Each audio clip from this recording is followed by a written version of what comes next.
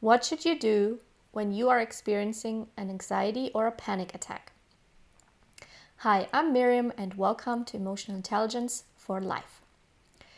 So when you are in the middle of an anxiety or a panic attack, your brain functions are severely limited. Your fear has taken over. Now, many of us think we should think our way out of it because that's how we are taught to handle anything. Find the solution in your mind. This doesn't actually work when you're terrified. What you want to do instead is take simple actions. Number 1, sit down. Doesn't matter where you are, sit down. If you have to sit outside on the ground, you do that. If you have a comfortable place to sit down, obviously choose that. If it's something where you can lean back, perfect. Sit down. That's step number 1. Why? When you are experiencing strong fear, your breath is the first thing to go. It's all over the place. And you might hyperventilate, especially with panic attacks. When you hyperventilate, you start feeling dizzy. When you start feeling dizzy, you might lose your balance and you might fall down and hurt yourself. That's why sitting down, step number 1. Number 2, you gotta breathe. Now, I know there are many breathing techniques out there that alleviate anxiety. However, don't do any of them unless you have one breathing technique that you've practiced so well while you were calm that you can do it in your sleep. I mean it. Because if you try to do a technique that you haven't practiced while you were calm, then your mind is trying to control your breath. And when you do that, when your mind is trying to control your breath, everything goes way worse. Especially if the breathing techniques contain holding parts, so where you hold your breath. This can actually make your anxiety way worse. How do you know if the breathing technique is for you? You test it when you are calm. You practice it when you are calm. If you feel calm and you do a breathing technique like, for example, box breathing, and you start feeling agitated, then this breathing technique is not for you. And if you try to do it while you are experiencing an anxiety attack, you will actually make it worse. You can turn an anxiety attack into a panic attack by the wrong breath. So, don't do a breathing technique unless you have practiced one while you were calm a lot. Really a lot. Instead, just focus on breathing in and breathing out. That's it. Breathe in and breathe out. Breathe in and breathe out. If you can, breathe in through your nose, breathe out through your mouth. Breathe in through your nose, breathe out through your mouth. Do that. When you notice that you feel calmer, switch to breathing only through your nose. That alone already calms you down. Anytime we breathe through the mouth, this is actually an activating breath and it makes us more agitated. Every time we breathe through the nose, it's a calming, soothing breath.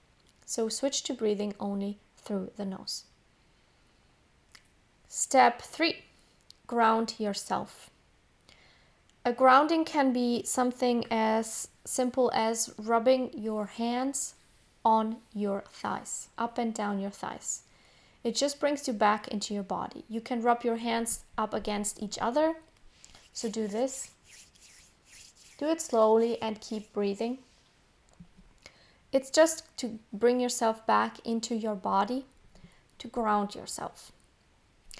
Step 4, very important, aftercare.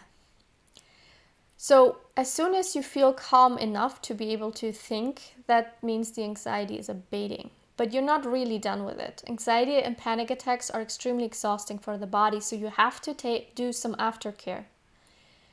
Drink some water straight away. Cry. If you feel like crying even just a little bit, encourage that. Crying is your brain releasing stress and fear hormones through your eyes. That's what it does. It's your brain going to the bathroom. It's not just okay to cry, it's actually necessary to help your brain de-stress, decompress, and relax. Think of it really as your brain going to the bathroom. If you have to use the bathroom regularly. You would never dream of holding it in for years. You know that would be toxic.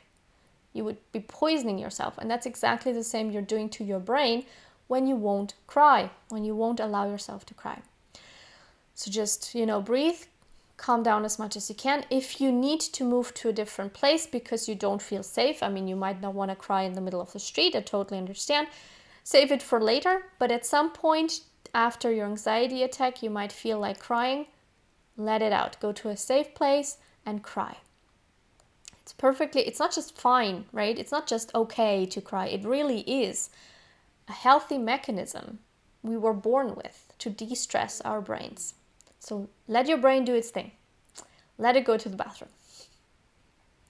And then eat or drink something. So drink something warm, because warm is soothing. Maybe a cup of tea, or if you have a hot chocolate, I love hot chocolate. Something you associate with calming down and soothing.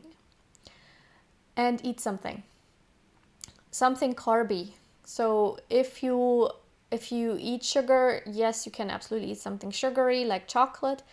If you don't eat sugar, you eat a piece of fruit, or if you have sugar-free cake, eat that. Always good. Something high in carbs, because anxiety and panic attacks are exhausting for your body.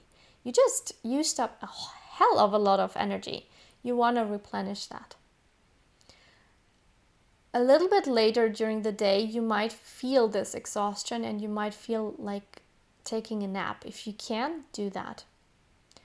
All right, so aftercare, just as important as the other steps. What do you do when you have an anxiety or a panic attack? You sit down, you breathe calmly and deeply, that's all. Just in and out.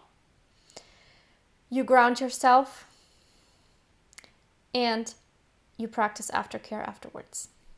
Aftercare is drinking some water, crying if you feel like it, eating and drinking something soothing, and if later on you feel like a nap, you take the nap. All right. Take care of yourself. Anxiety and panic attacks do not have to be a big deal. They happen to most of us at some point in our lives. When we get stressed out about them, we actually make them worse. Just think of it as a malfunction in your body. If you have them often, you want to practice emotional hygiene techniques every single day.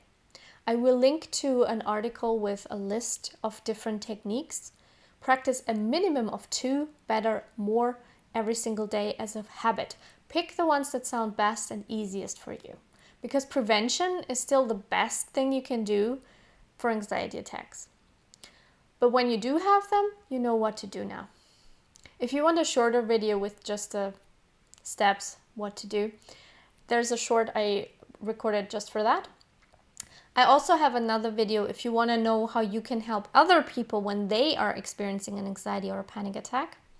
It's somewhere here on the screen. And thank you very much for watching this video. If you found it helpful, click like. If you have questions, put them in the comments. I do answer. I also have a website, ei/forlife.com.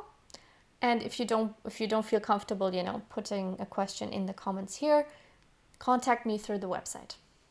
All right, take care of yourself and have a wonderful day.